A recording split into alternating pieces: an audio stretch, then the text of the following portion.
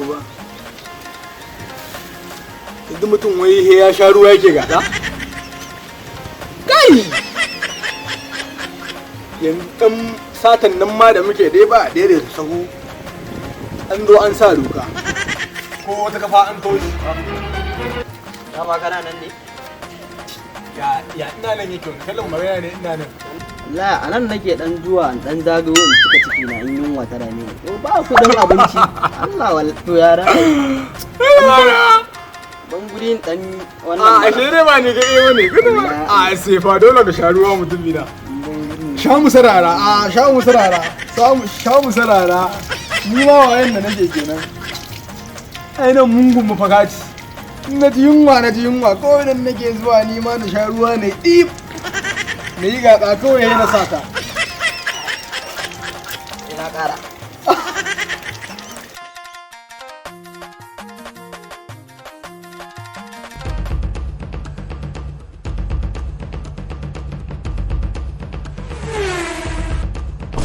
wani a can gurin kamar mai hankali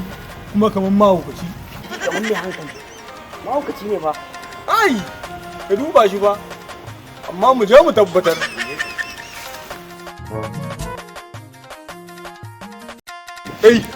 kai ji mana wannan kuma kamar mahaukaci kuma kamar mai hankali shi dai kamar mai hankali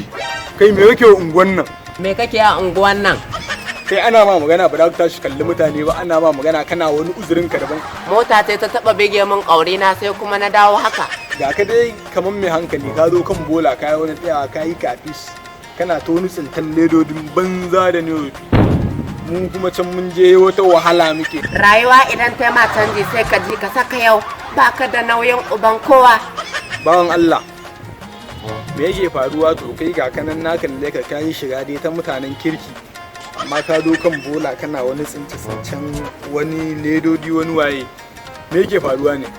Uwata ce ta ce min je ka gani ni kuma har yanzu ban ga komai ba. Ni ne nake farin ciki a wannan babban gidan benan nawa. ga ka mahaukaci ga ka akan bola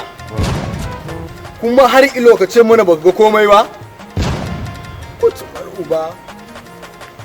lalle hauka ce to ni na gani